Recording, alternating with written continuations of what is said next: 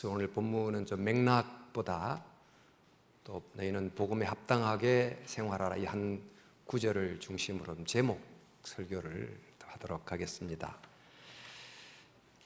지금 우리는 기후 문제를 겪고 있고 이 기후 문제가 심각해질수록 점점 기후 양극화 현상이 일어나게 됩니다. 먼저 기후로 인한 피해를 가난한 나라 또 가난한 백성들이 먼저 당하게 될 텐데, 정작 탄소 배출은 선진국이 가장 많이 하고 피해는 후진국이 보는 이런 상황이 됐습니다.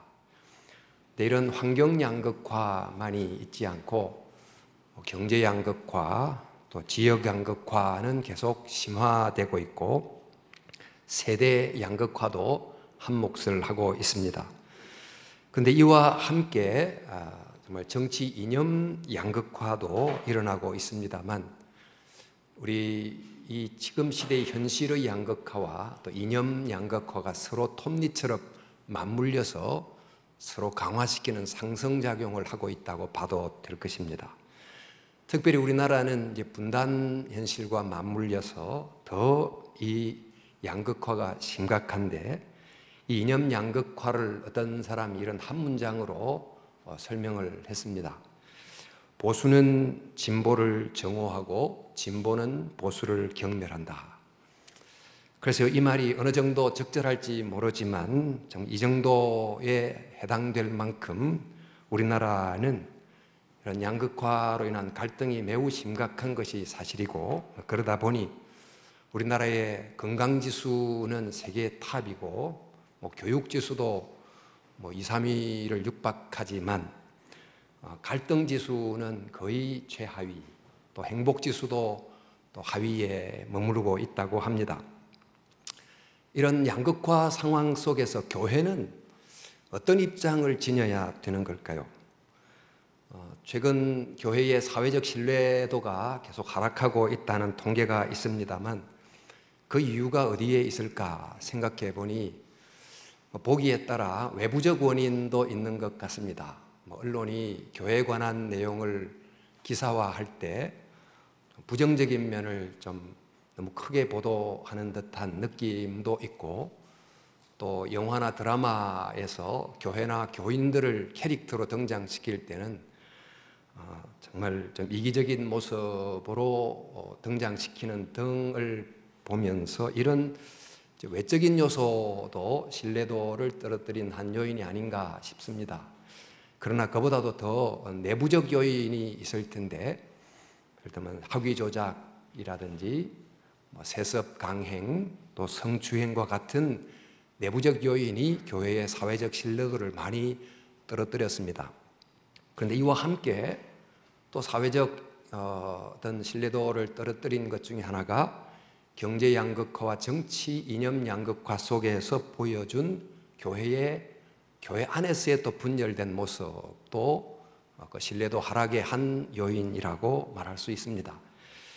오늘 사도 바울은 빌립보에 살고 있는 그 성도들에게, 또 빌립보는 당시 이제 로마 퇴역 군인들이 살았던 그 로마 직영 직할시 같은 곳이었는데, 그곳에 살고 있는 성도들에게 말하기를 오직 너희는 그리스도의 복음에 합당하게 생활하라 라고 했습니다.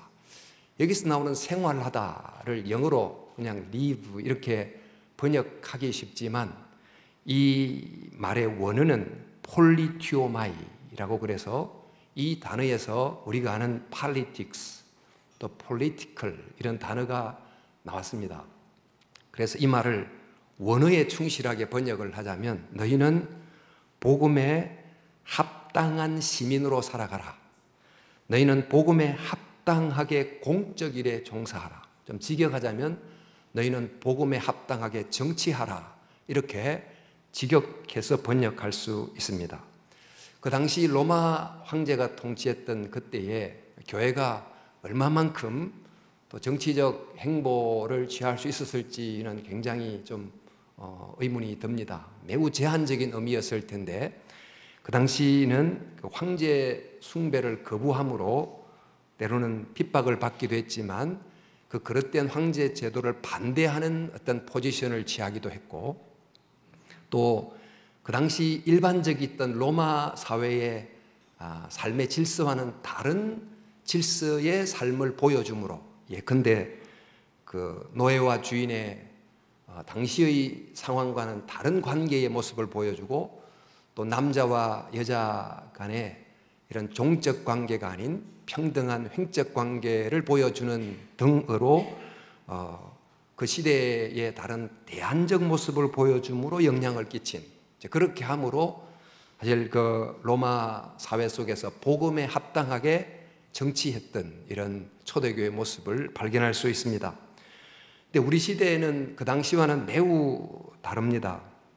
정말 이 시대를 살아가는 한 사람으로서 너무 복잡한 정치 현실을 보면서 매우 깊은 정치적 관심을 가지는 분도 계시고, 또 정치적 무관심으로 살아가는 분도 계시겠습니다. 그러나 무관심도, 또 무관심 때문에 정치인들이 마음대로 할 수 있는 어떤 여지를 만들어 준다면 무관심도 또 하나의 정치적 행동에 해당된다고 볼 수 있을 것입니다. 자, 교회는 어떤 저 외딴 사막에 홀로 존재하는 것이 아니고 수많은 사람들이 얽히고 설켜 있는 이런 사회 속에 존재하면서 영향을 받고 또 영향을 주면서 살다 보니 어떤 의미에서 이 정치적 현실과 무관하게 존재할 수 없습니다. 그렇기 때문에 우리는 그저 정치에 무관하게 산다는 것보다 복음적으로 정치하는 것이 뭔지를 깨닫고 교회가 그런 어떤 복음적 정치관을 따라서 살아가는 모습을 보여주는 것이 필요하다고 생각이 됩니다. 금년도 목표가 훈련과 영적 성장입니다. 영적 성장은 성경을 읽고 기도를 많이 함으로 영적으로 성장되기도 하지만, 그러나 신앙 성숙이라는 것은 그저 내 개인의 마음을 평안하게 만들고 또 우리 개인의 가정이 별 문제가 없이 지내는 것이 전부가 아닌, 신앙은 사실 이런 사회 속에 살아가면서 나와 관련된 또 영향을 주고받는 사람들에게 좀 좋은 영향을 끼치는 그런 공적인 이웃사랑을 포함해야 되기 때문에 우리는 신앙을 말할 때 직장 생활에서 어떻게 살아가야 될지, 또 이 환경 위기 속에서 어떻게 행동해야 될지, 특별히 우리 이 시대의 심하게 갈라진 이념 양극화 시대에서 어떻게 해야 될지를 묻고 또 거기에 대한 성경적 답을 찾아감으로 성장해 간다고 볼 수 있습니다. 사실 개인적으로 깊이 있게 기도하는 것도 성숙한 신앙의 모습이지만, 또 공적 영역에서 복음에 합당한 모습으로 살아가는 것 또한 빼놓을 수 없는 성장된 신앙의 모습이 아닐 수 없습니다. 그럼에도 불구하고 이 설교에서 이 정치라는 한 단어만 들어가면 이게 너무 민감해서 어떤 쪽으로 설교하든 한쪽으로부터 혹은 양쪽으로부터 심하게 오해를 받을 가능성이 너무 많기 때문에 대부분의 설교자들은 아예 정치에 관한 이야기를 몇 사람을 제외하고는 그냥 언급하지 않고 오로지 위로를 받고 축복을 받는 심리학적 설교를 하는 것으로 그치는 경우가 많습니다. 하지만 이 진정한 신앙 성장이라는 것은 이 사적 또 심리적 영역을 넘어선 우리의 사회를 포함한 공적 영역의 삶을 벗어날 수 없기 때문에 이런 점은 좀 객관적으로 언급할 필요가 있겠습니다. 그래서 성경의 대부분은, 특별히 구약 성경은 자세히 읽어보면 그 시대의 정치, 경제 문제를 직접적으로 태클하듯이 다루고 있고, 특별히 성경 전체의 약 3분의 1에 해당되는 예언서는 아예 직접적으로 그 시대의 왕에 대해서 정치, 경제, 제도에 관해서 때로는 비판하고 또 때로는 희망을 주는 이런 내용이 담겨 있습니다. 따라서 우리는 이 서로가 깊이 건물처럼 연결된 사회에서 정말 복음적으로 살아가는 것이 이웃 사랑의 실천이라는 것을 기억하고, 개인적으로 어려운 사람을 도와주는 개인적 사랑을 실천해야도 되지만 이 삶을 때로는 힘들게 때로는 괜찮게 만드는 이 구조에 관한 합당한 태도를 가짐으로 제도를 통한 이 제도적 사랑도 깨닫고 실천하는 우리가 되어야 될 줄로 믿습니다. 말하자면 정치가 그에 속하는 것이 되겠습니다. 따라서 우리는 이 복음적 시민으로 산다는 것, 또 복음적으로 정치한다는 것을 알아야 되는데, 사실 이 분야는 워낙 전문적 분야이기 때문에 목회자인 제가 정치에 대한 전문성을 전혀 갖지 못합니다만, 그럼에도 불구하고 이 기독교인으로 가져야 될 기본 원리를 분명히 깨닫고 그것을 적용하며 실천하는 것은 필요해 보입니다. 우리는 그리스도인이죠. 그리스도인이란 말은 그리스도를 따르는 사람입니다. 이 그리스도는 히브리 말로 메시아인데, 이 그리스도 혹은 메시아는 그 구약 시대 때 그 한 사회를 건강하게 만들기 위해서 하나님이 세워주셨던 세 가지 그 직책을 뜻합니다. 왕과 제사장과 선지자라고 하는 세 직책의 직능을 가진 직책을 하나님이 만드시고, 그 세 직책이 제 기능을 잘할 때 비로소 사회가 건강할 수 있다 하고 세우신 바로 이 직분자들이 이른바 메시아입니다.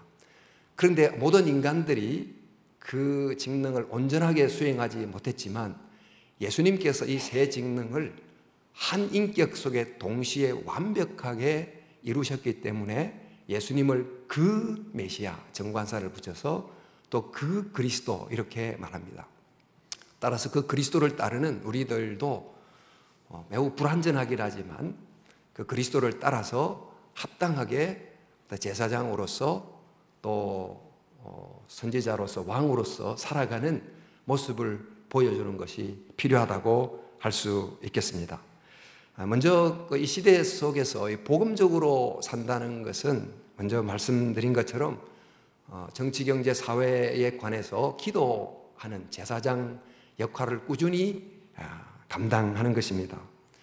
기도한다는 것은 우리가 생각하듯 이 복잡한 현실을 벗어나는, 또 이 복잡한 시장을 벗어나서 저 수도원으로 집거하는 이런 모습으로 생각하기 쉽지만, 사실 기도라는 것은 이 복잡한 삶의 현실 속으로 하나님이 개입하게 요청하는 것입니다. 이 지금 현실 속으로 하나님이 오시도록 요청하는 것일 뿐만 아니고, 그 복잡한 현실 속에 살아가는 우리들이 바로 그 시장에서, 그 현실 속에서 좀 더 하나님의 뜻대로 살아갈 힘을 달라고, 능력을 달라고 간구하는 것이라는 것입니다. 뿐만 아니고 우리 각각은 나름 우리 사회 속에서 가진 일정한 정치적 입장이 있겠지만 그 입장에 묶이지 않고 더 높은 하나님의 관점에서 바라볼 수 있는 통찰을 달라고 기도하는 것, 이게 바로 기도하는 의미가 되겠습니다. 또 뿐만 아니고 기도한다는 것은 우리 시대를 움직이는 것이 권력을 잡은 정치, 경제, 권력을 잡은 사람에 의하여 겉으로 보면 움직이는 것 같지만 사실은 하나님이 움직인다는 것을 기억하고, 이 현실이 때로는 무질서하게 보일 때도 낭망하지 않고 끝까지 믿음의 삶을 살게 하는 것, 이게 바로 기도하는 의미입니다. 네, 이런 의미로 우리가 꾸준히 기도해야 되는데, 자, 기도할 때 무엇을 위해서 기도하는가? 먼저 우리 권세를 잡은 자를 위해서 기도하라고 성경이 가르쳐주고 있습니다. 우리 디모데전서 2장 1절에 그러므로 내가 첫째로 권하노니 모든 사람을 위하여 간구와 기도와 도구와 감사를 하되 임금들과 높은 지위에 있는 모든 사람을 위해서 하라고 했습니다. 그 권세를 잡은 자를 위해서 기도하라고 한 거죠. 옛날은 이제 권세가 왕에 의해서 세습되기도 했지만 지금은 이제 선출을 통해서 국민이 맡기는 권세입니다만, 뽑는 권력이든 세습 권력이든 간에 이제 권력은 굉장히 막강하고 뭐 한 개인이 가질 수 있는 어떤 최고의 파워라고 할 수 있습니다.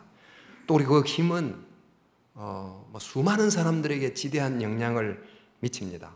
그런데 이런 권력이 막강하지만 그 권력을 가진 사람은 때로 매우 약하고 때로 매우 악합니다. 그렇기 때문에 바로 그들을 위해서 기도하는 것이 필요하다는 거죠. 라이놀드 니브라는 사람이 도덕적 인간과 비도덕적 사회란 책을 썼습니다만 개인적으로 보면 참 좋은 사람이고 선한 사람인 것 같은데 한 이익 집단에 들어가거나 어떤 권력 쟁취를 위한 정당 집단에 들어가면 그때는 그 소속된 집단의 이익에 봉사하기 위해서 전체를 위해서 내가 뭘 하는지를 때로는 망각해버리는 그런 비도덕적 모습을 보이기가 매우 쉬운 것이 인간 모습이라는 것입니다. 그러다 보니까 권력을 쥐면 이전과는 달리 권력의 힘이 도덕성을 마비시키거나 이성을 마비시키는 경우도 있고 또 지도자가 지배자가 되고 혁명가가 독재자가 되기도 합니다. 자, 그래서 이 권력을 쥐면 그 권력자의 약점이 권력의 자리에 앉지 않으면 그저 범위가 개인적 어떤 주변의 문제로만 끝나겠지만 그 한 권력을 가진 사람의 그 약점은 권력을 쥐었을 때는 수많은 사람들에게 고통을 주는 큰 문제거리가 될 수도 있습니다. 따라서 그 한 개인이 가진 약점이 큰 문제가 되지 않도록 또 그 속에 있는 그 죄성이 힘을 남용하게 만들지 못하도록 이렇게 그들을 위해서 기도하는 기도가 꾸준히 필요한 거죠.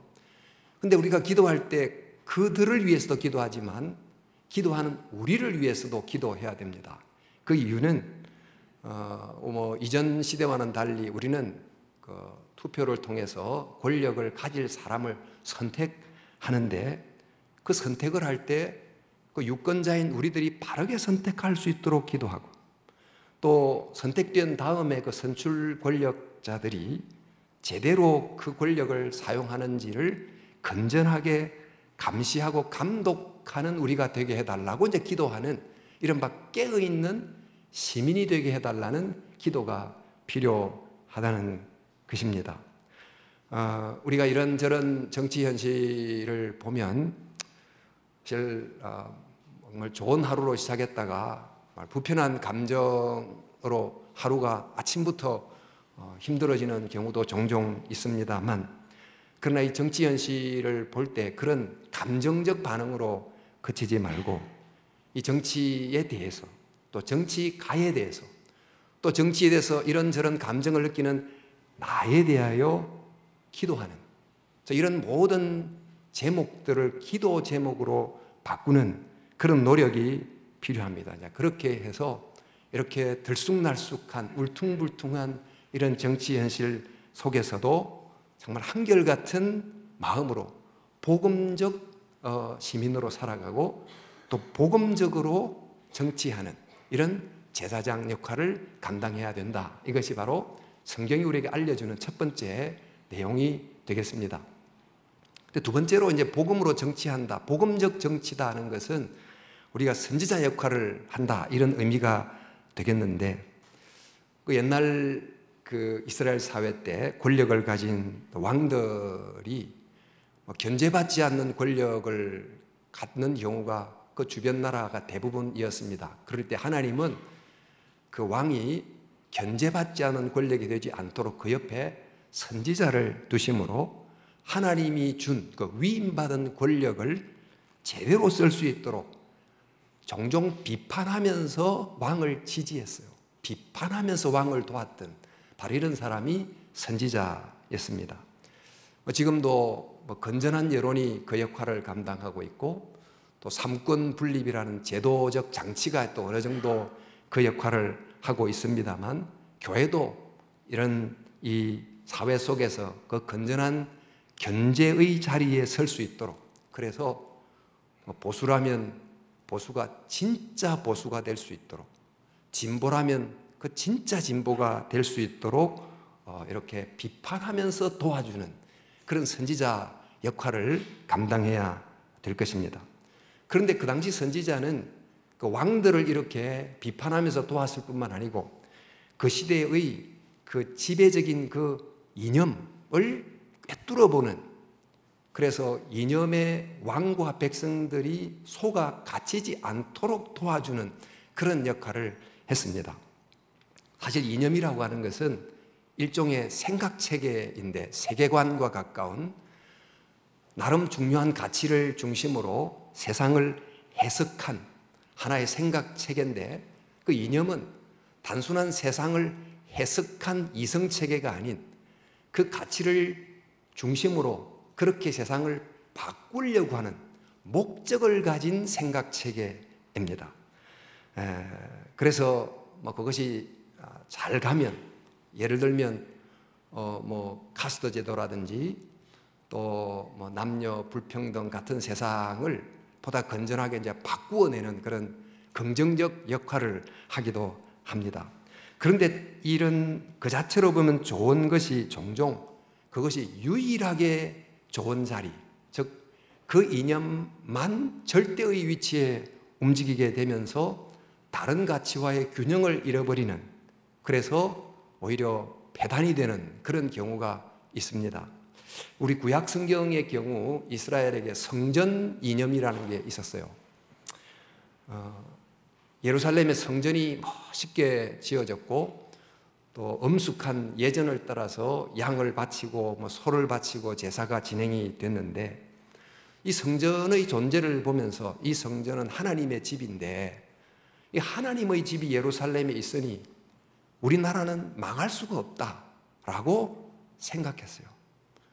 이런 생각을 왕도 가졌고 백성도 가지고 이러다 보니까 성전이 존재하는 우리나라가 망할 수가 없으니 하나님이 원하는 공평과 정의 이런 것을 행하려는 그런 노력을 별로 하지 않게 하는 그런 어떤 핑계거리가 된 것입니다.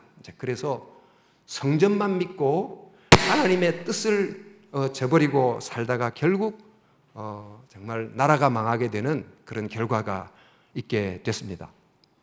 우리가 사는 이 시대도 이런저런 이념들이 있는데, 어떤 것은 성전 이념과 같이 그 자체로는 나쁜 것은 아니지만 균형을 잃어버리게 하고 그것만 가지고 세상을 보게 함으로 정말 잘못 인도하는 경우가 있다는 것입니다. 알기 알듯이 독일의 히틀러가 1차 세계대전 패전 이후에 독일을 살리자는 민족 중심의 민족주의를 제창을 했고, 많은 국민들이 그를 지지하고 또 심지어 교회도 그 호소에 따르고 추종을 했습니다. 그런데 바로 그 민족주의가 극단의 기운, 잘못된 안경인지를 모르고 받아들이고 행동함으로 엄청난 문제를 만들게 됐는데, 바로 그때 그 시대의 민족주의란 이념을 꿰뚫어 본 선각자, 그 사람이 바로 우리가 아는 본회퍼라는 분이기도 합니다.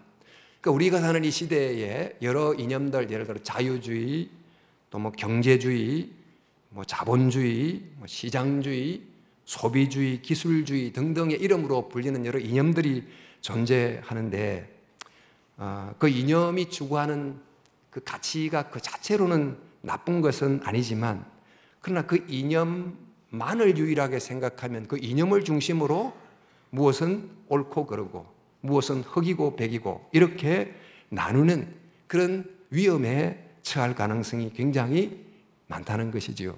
예를 들면 우리 경제에서 시장 원리가 굉장히 중요하지만, 그러나 시장 만능주의가 되면 오직 그걸 기준으로 모든 것을 옳고 그름을 판단하게 된다면 그것이 또한 무한 경쟁, 약육강식의 폐해를 낳을 수 있는 것과 같을 것이고, 기술이 매우 중요하지만 기술주의가 돼서 개발할 수 있으면 윤리와 인간의 어떤 상황과 관계없이 무조건 개발할 수 있다, 이렇게 됐을 때 일어날 수 있는 위험이 또한 얼마나 많이 있겠습니까? 그런 점에서 이념을 따라 행동하기만 하지 말고 이념을 꿰뚫어 보는 이런 비판이 필요하다는 것입니다. 그런데 이런 이제 이념을 비판할 뿐만 아니고 그 이념을 추구하는 사람들 속에 있는 죄성이 있다는 점을 또 기억할 필요가 있습니다. 그 이념을 이용해서 사실 이념이라는 겉의 가치를 추구하는 듯 하지만 사실은 그것을 통해서 사적인 이익을 추구하는 이런 죄가 있고 타락이 있다 보니까 자유는 타락으로 평등은 도덕적 해이로 이렇게 이제 바뀔 수 있는데 이제 그런 그 이념의 숨겨진 모습을 선지자적으로 바라볼 수 있는 눈을 가진 것, 뭐 이런 것이 필요하겠습니다. 이제 이렇게 우리는 이제 이념을 동시에 좀 비판적 시각으로 바라보는 눈을 가져야 되는데, 근데 이제 이렇게 하다 보니까 우리 이제 이 사회 속에 뭐 보수, 진보, 좌우, 개인과 자유, 자유와 평등, 사회 자유와 등등등 서로 상반되어 보이지만 그것이 서로 보완의 위치에 섰을 때 비로소 균형을 이루는 사회가 되고 앞으로 나간다는 것을 알지 않습니까? 따라서 우리는 이제 보수든 진보든 자유든 평등이든 어느 한쪽만을 복음에 속한 것으로 여기지 않고 따라서 어떤 한 가치를 어떤 지향하는 한쪽 진영에만 속하지 않으려는 어떤 태도가 필요한 것입니다. 그래서 어느 정도 뭐 보수나 진보라는 자리에 설 수 있지만 나는 늘 보수고 나는 늘 진보라고 하는 내가 딛는 자리가 한쪽으로 고정되는 것은 별로 바람직하지 않는 것인데 그 이유는 그 양쪽 극단에 있는 그 자리보다 더 높은 그 둘을 포함하면서도 초월하는 복음이라고 하는 높은 자리가 우리에게 있기 때문입니다. 그래서 우리는 한쪽 극단에 서서 다른 극단을 비판하거나 판단하지 말고 양쪽을 포함하면서 초월하는 복음이라는 높은 자리에 서서 양쪽을 동시에 비판하기도 하고 지지할 줄도 아는 그런 태도를 가져야 된다는 것입니다. 보수에도 좋은 게 있고 진보에도 좋은 게 있고 그러면 좋은 것은 사안별로 지지할 줄 알고 보수도 나쁜 게 있고 진보도 나쁜 게 있으면 한 진영에 포함이 돼서 무비판적으로 지지하지 않고 선택적으로 사안별로 지지하거나 비판하는 이런 자세에 서는 것이 바로 복음의 자리에 선 사람의 모습이라고 할 수 있습니다. 자, 이런 태도가 이 시대에 선지자로 살아가는 모습이 되겠습니다. 뿐만 아니고 이런 태도로 우리는 사실 이런 우리 시대에 여러 뭐 이념을 또 때로는 비판해도 해야 되지만 그러나 이런 비판을 하려는 우리 자신도 잘못될 수 있다는 것에 대해서 깨어서 우리 자신을 향하여도 늘 비판적으로 깨어있는 노력이 필요합니다. 혹시 이념의 눈으로 보면서 나는 복음적으로 보고 있다 이렇게 생각하는 건 아닌지 또 복음적 안목이라는 것을 너무 축소해서 생각하는 것은 아닌지를 살펴본다는 거죠. 그래도 요즘 뇌피셜이라는 신조어가 있습니다. 뇌와 피셜이 합쳐진 합성어 내 뇌로 생각하는 건데 오피셜한 객관적 사실로 착각하는 이런 뭐 인지 편향, 뭐 인식 사각지대 등을 이제 이름하는 내용입니다만 따라서 우리에게도 그런 성향이 없지 않기 때문에 우리 자신을 향하여 묻는 또 선지자적 태도가 필요하다고 할 수 있습니다. 이렇게 볼 때 우리는 이 정보 시대를 살면서 매일 수많은 정보를 또 접하고 또 뉴스를 듣고 갑니다. 그럴 때 그 많은 정보들을 그저 비판 없이 생각하지 말고 또 어떤 한쪽 진영에 서서 생각하지 말고 복음의 자리에 서서 비판적으로 생각하고 선별하는 그런 자세가 필요하다고 믿습니다. 그래서 근거가 불확실한 정보라든지 또 복음적 가치에 부합하지 않는 정보라든지 이런 것은 내게 오면 거기서 스탑시키지 확산시키지 않는 그런 모습이 또 복음적으로 정치하는 선지자의 태도에 해당된다고 할 수 있겠습니다. 마지막으로 우리는 왕의 역할을 해야 되는데, 우리가 비록 어떤 공적 권력을 갖고 있지는 않지만 그렇다고 해서 이 세상에 전혀 영향을 미치지 못하는 것은 아닙니다. 요즘은 권력의 위치에 있지 않아도 다양한 방법으로 영향을 미칠 수 있고 또 하나님이 왕이심을 선포할 수 있습니다. 우리가 봤듯이 보수 진보 또 좌와 우 등이 상호 보완적 가치인데, 하나의 가치가 마치 일방적으로 우위에 서려고 할 때 그것을 따르지 않고 교회가 정말 비판적 태도를 갖게 되면 바로 그런 교회의 모습이 일정한 균형을 잡아주는 여론이 돼서 보이지는 않지만 세상에 건전한 힘을 행사하는 일종의 세상을 다스리는 왕의 역할을 할 수도 있습니다.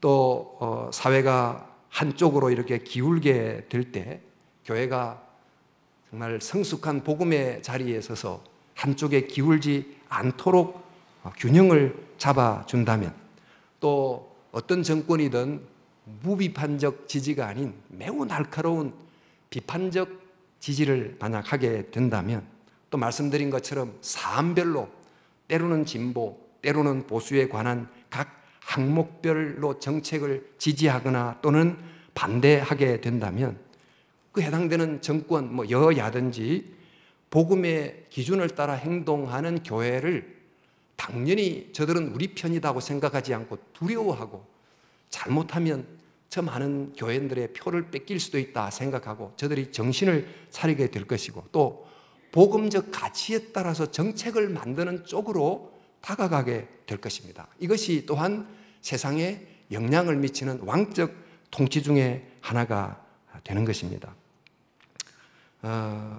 또 이제 교인 중에 정치적 영역에 일하는 사람이라고 하면 단순히 기독교인으로만 존재하지 않고 또 정당의 이익에 봉사하는 수준으로 떨어지지 말고 복음적 가치에 따른 것이 뭔지를 좀 성경 속에서 발견하고 연구하는 그런 기독교적 안목을 가진 정치인이 되려는 노력이 필요하다고 할 수 있습니다.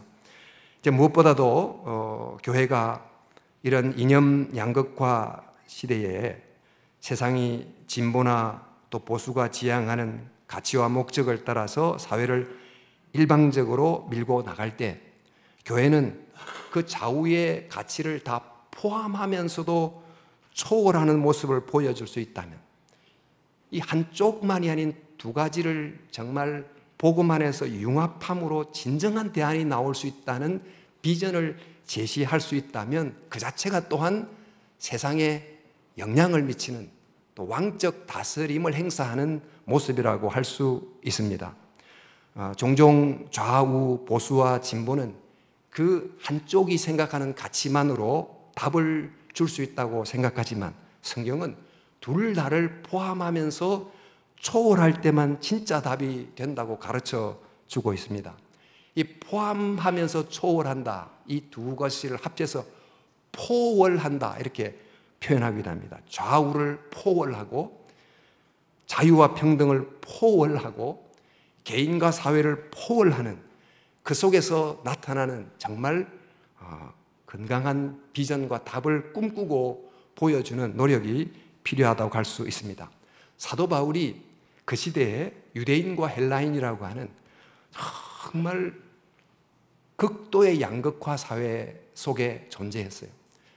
두 민족은 생각도 다르고 절대로 융합될 수 없는 그런 세상 사람들이었지만, 그러나 어느 한쪽 편에 일방적으로 서지 않고 그 둘의 생각을 뛰어넘는 예수 그리스도 안에 있는 하나님의 나라는 복음을 제시함으로 양쪽이 다 복음 안으로 모여들게 함으로 새로운 공동체를 탄생시켰는데, 그 공동체가 바로 우리가 아는 초대교회 공동체였고, 바로 그 초대교회 공동체는 적은 공동체였지만 때로는 핍박을 받기도 했지만 로마 사회가 꿈꾸지 못했던 대안적 모습을 보여주므로 규모는 적지만 영향력은 깊은 영향을 끼치면서 사회를 바꾸는 그런 모습을 보여줬던 것입니다.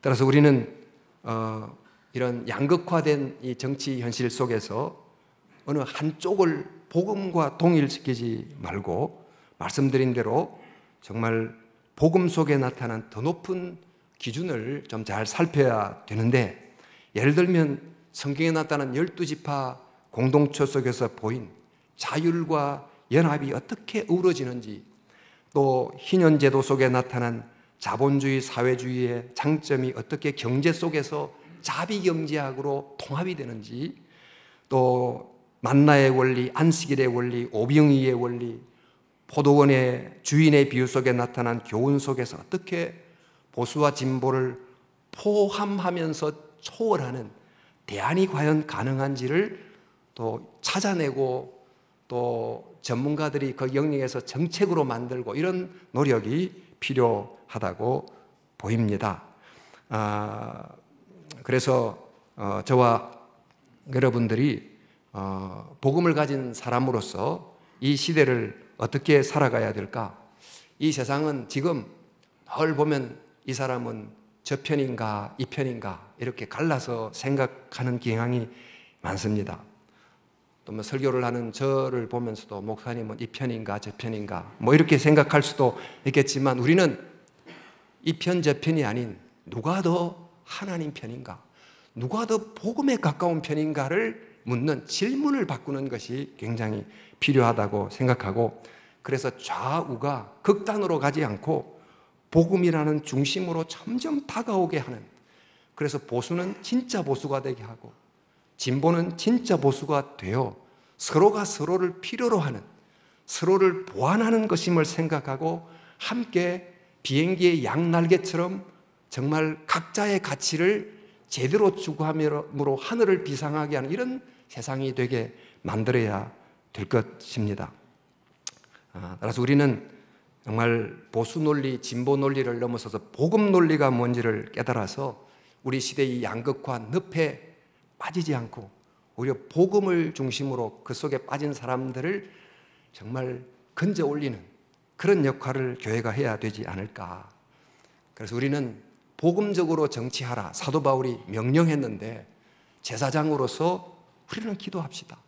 우리 정치가를 위해서도 기도하고, 또 우리를 위해서도 늘 깨어 기도하고, 또 선지자로서 오늘 양 진영에 관해서 늘 비판적 시각을 가질 뿐만 아니라, 또 이 시대에 우리가 모르는 이념을 꿰뚫어보는 안목을 갖게 해달라고 생각하고 노력하는, 나아가서 복음에 근거한 건강한 영향을 미치는 왕적 다스림을 교회가 행사할 수 있도록 노력해야 될 줄로 믿습니다. 그래서 지금 환경적 양극화와 경제적 양극화와 이념의 양극화가 일어나고 있는 이럴 때에 그 양극을 더 버리는 이 사회에서 그것을 하나로 묶어내는 그런 하나님의 정말 사명을 도구로서 살아가는 교회가 될 수 있도록 우리 모두가 정말 노력하고 힘쓰는 저와 여러분이 될 수 있기를 주님의 이름으로 간절히 축원합니다.